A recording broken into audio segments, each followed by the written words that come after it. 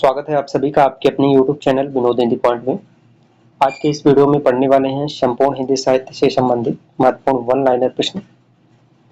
उससे पहले अगर आप चैनल पर नए हैं तो चैनल को सब्सक्राइब कर लीजिए, वीडियो को शेयर कर दीजिए। तो चलिए शुरू करते हैं आज का ये वीडियो। पहला प्रश्न है, अल्पसंख्यक का विवरण भारतीय संविधान की किस धारा में हुआ है? अल्पसंख्यक का विवरण भारतीय संविधान के धारा 29 से 30 में हुआ है। राष्ट्रीय अल्पसंख्यक शैक्षिक संस्था आयोग का गठन किस वर्ष किया गया? राष्ट्रीय अल्पसंख्यक शैक्षिक संस्था आयोग का गठन 2004 ईस्वी में किया गया। शिक्षित बनो, संगठित रहो, संघर्ष करो, ये नारा किसका है? ये नारा है स्वामी विवेकानंद का। मनोविश्लेषणवादी विचारक कौन है? मनोविश्लेषणवादी विचारक का नाम है फ्रायड, एडलर और युंग। हिंदी में गे पदों की परंपरा प्रारंभ हुई है किससे? हिंदी में गे पदों की परंपरा का प्रारंभ सिद्धों से हुई है। शांत शब्द में संत की उत्पत्ति कौन मानते हैं?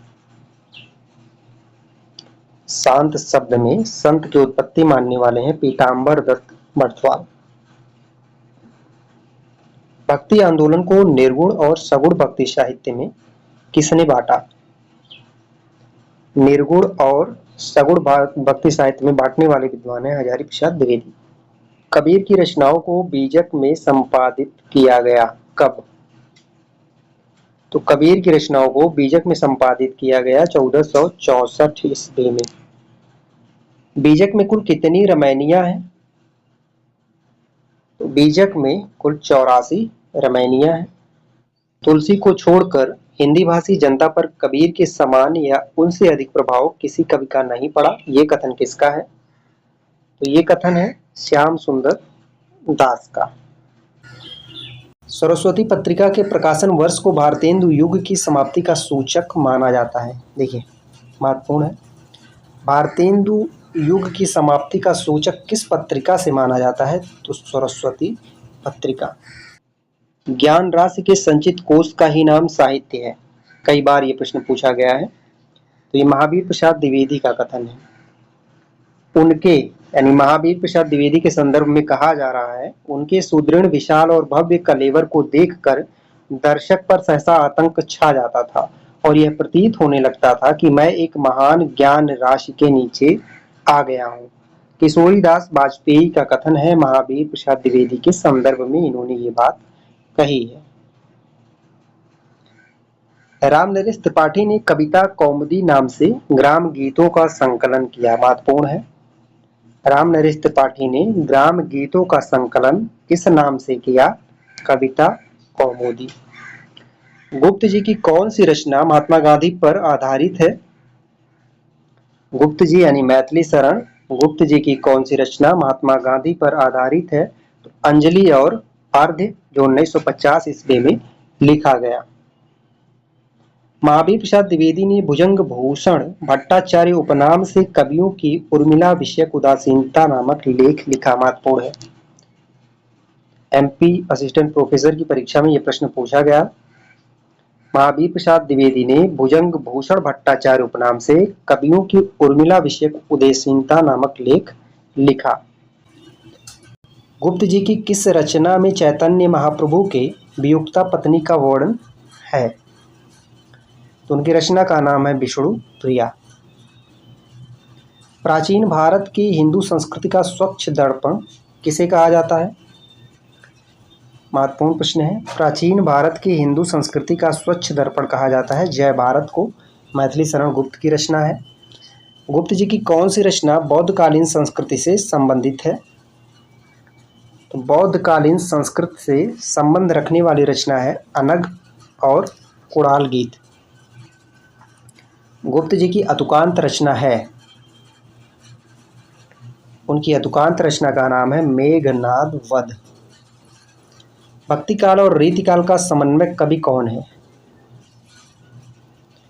भक्ति काल और रीतिकाल का समन्वयक कवि जगन्नाथ दास रत्नाकर है। संधि कवि या समन्वयक कवि के नाम से जगन्नाथ दास रत्नाकर को जाना जाता है, क्योंकि इनका संबंध भक्तिकाल और रीतिकाल दोनों से था।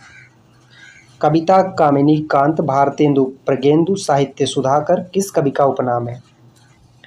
कविता कामिनी कांत भारतेंदु प्रगेंदु साहित्य सुधाकर के नाम से नाथूराम शर्मा शंकर को जाना जाता है। बालकृष्ण शर्मा की प्रथम रचना का नाम क्या है? तो बालकृष्ण शर्मा की प्रथम रचना का नाम है आह्वान, 1918 ईस्वी में लिखा गया।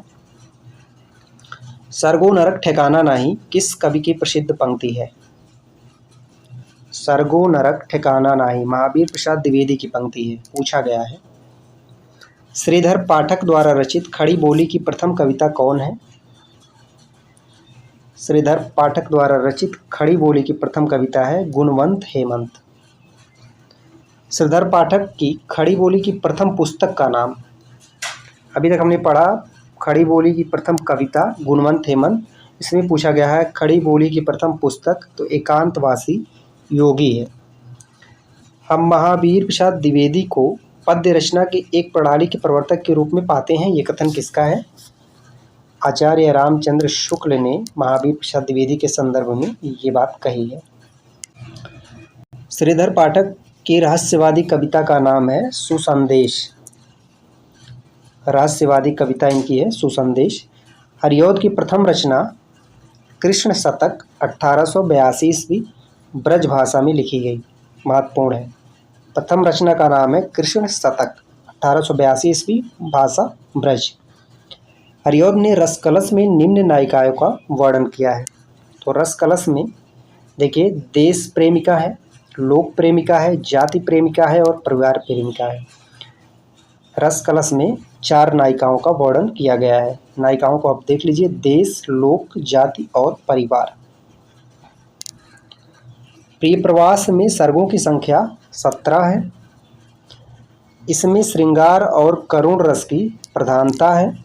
खड़ी बोली का प्रथम महाकाव्य है, 1914 ईस्वी में लिखा गया है। ये प्रिय प्रवास के संदर्भ में इतनी बातें हैं। 17 सर्ग, श्रृंगार और करुण रस की प्रधानता, खड़ी बोली का प्रथम महाकाव्य 1917 ईस्वी में लिखा गया और इसमें राधा कृष्ण का वर्णन किया गया है। हरिऔध को कवि सम्राट कहा जाता है। अयोध्या सिंह उपाध्याय हरिऔध को कवि सम्राट के रूप में जाना जाता है। परिप्रवास की सबसे बड़ी विशेषता प्रकृति का मानवीय भावनाओं के साथ एकाकार होना है। सबसे बड़ी विशेषता प्रकृति का मानवीय भावनाओं के साथ एकाकार होना है। मैथिली शरण गुप्त की आरंभिक रचनाएं वैश्योपकारक पत्र में प्रकाशित होती थी। आरंभिक रचनाएं किस पत्र में प्रकाशित होती थीं? तो वैश्योपकारक। गुप्त जी की प्रथम रचना हेमंत 1906 ईस्वी सरस्वती में प्रकाशित हुई, महत्वपूर्ण है। मैथिली शरण गुप्त की प्रथम रचना का नाम है हेमंत, 1906 ईस्वी सरस्वती पत्रिका में प्रकाशित हुई। गुप्त जी का प्रथम काव्य ग्रंथ कौन सा है? यहाँ देखिए, प्रथम रचना इनका हेमंत है और प्रथम काव्य ग्रंथ रंग में भंग है, 1909 ईस्वी। साकेत का प्रेरणा स्रोत, इन्हें साकेत का प्रेरणा स्रोत मिला है काव्येयर उपेक्षिता रविंद्रनाथ टैगोर से। ठीक है, रविंद्रनाथ टैगोर से साकेत लिखने का प्रेरणा स्रोत इन्हें प्राप्त हुआ है। नागरिक पिचाणी सभा की स्थापना कब हुई? 1893 ईस्वी। नागरिक पिचाणी सभा के सदस्य श्याम सुंदर दास, शिव कुमार सिंह, रामनारायण मिश्र। डॉक्टर नगेंद्र ने द्विवेदी युग को जागरण सुधार काल कहा है, महत्वपूर्ण है। द्विवेदी युग को जागरण सुधार काल कहने वाले हैं डॉक्टर नगेंद्र।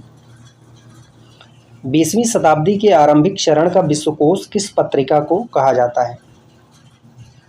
सरस्वती पत्रिका। 20वीं शताब्दी के आरंभिक चरण का विश्वकोश, महत्वपूर्ण प्रश्न है। गंगा लहरी महावीर प्रसाद द्विवेदी की अनुदित रचना है। गंगा लहरी। भारत के राजनीतिक यथार्थ का अभूतपूर्व चित्रण किया गया। महावीर प्रसाद द्विवेदी की रचना संपत्ति शास्त्र में राजनीतिक यथार्थ का अभूतपूर्व चित्रण संपत्ति शास्त्र में किया गया, जिसके लेखक है महावीर प्रसाद द्विवेदी। भारतेंदु युग और द्विवेदी युग के बीच की कड़ी किस कवि को कहा जाता है? बाल मुकुंद गुप्त।